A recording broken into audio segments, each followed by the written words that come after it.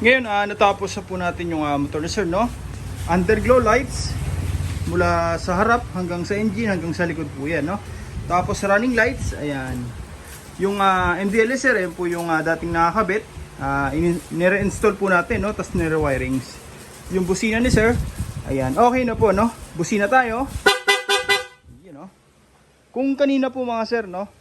Pagka nakapatay yung makina, hindi po tumutunog na maayos. Ngayon, same busina pa rin yung kinabit natin. Okay na po. One click na lang, no?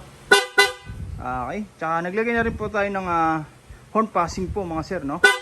Yun, no? Start natin. Ayan. Dito, sa underglow, may switch po tayo nilagay, no? Ito po yan. Para pag hindi gagamitin, pwede po natin patayin. Tapos sa running lights, may switch po rin po yun, no? Yun, no?